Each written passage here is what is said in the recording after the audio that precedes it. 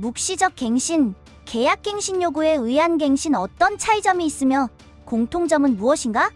이번 시간에는 주택임대차보호법에서 묵시적 갱신과 계약갱신 요구에 의한 갱신을 설명하고 그 차이점과 공통점은 어떤 것이 있는지 살펴보는 시간을 갖도록 하겠습니다. 이 콘텐츠가 마음에 드시면 구독, 좋아요, 공유 부탁드립니다. 1. 묵시적 갱신이란 묵시적 갱신은 임대차 계약이 만료되었을 때 임대인과 임차인 모두 별도의 의사표시 없이 기존 계약 조건 그대로 자동으로 연장되는 것을 의미합니다. 묵시적 갱신이 이루어지려면 다음과 같은 조건이 필요합니다. 임대인이 임대차 기간이 끝나기 6개월 전부터 2개월 전까지 갱신 거절을 통지하지 않은 경우 또는 임차인이 임대차 기간이 끝나기 2개월 전까지 나간다는 통보를 하지 않은 경우에 묵시적 갱신이 됩니다. 묵시적 갱신이 되면 존속기간은 2년으로 봅니다.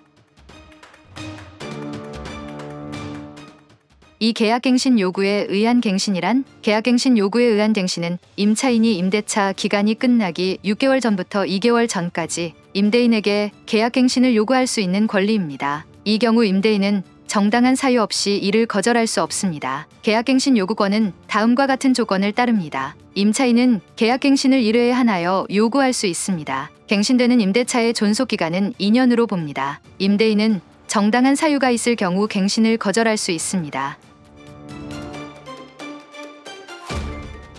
3점 묵시적 갱신과 계약갱신 요구권에 의한 갱신의 비교, 같은 점. 먼저 묵시적 갱신과 계약갱신 요구에 의한 갱신의 같은 점을 살펴보겠습니다. 임대차 계약의 연장은 두 가지 모두 임대차 계약을 연장하는 방법입니다. 기존 계약 조건 유지인데요. 두 가지 모두 기존 계약 조건을 유지합니다. 계약 해지 통지에 있어서도 묵시적 갱신이든 계약갱신 요구에 의한 갱신이든 임차인은 언제든지 계약 해지 통지를 할 수 있으며 그 효력은 임차인이 통지를 받은 날로부터 3개월이 경과하는 날 효력이 발생합니다.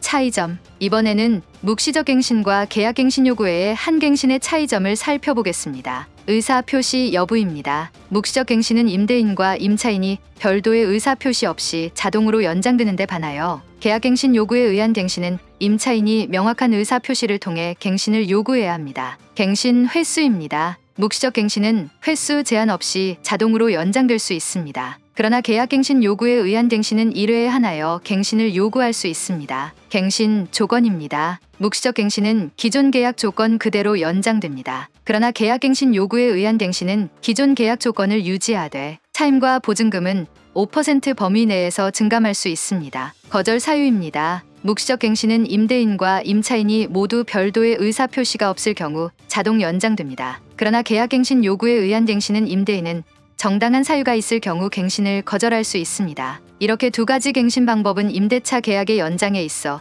중요한 역할을 하며 각각의 조건과 절차가 다릅니다. 이를 잘 이해하고 활용하면 임대차 계약을 보다 안정적으로 관리할 수 있습니다. 오늘은 묵시적 갱신과 계약갱신 요건에 의한 갱신의 차이점 등을 살펴보았습니다. 감사합니다.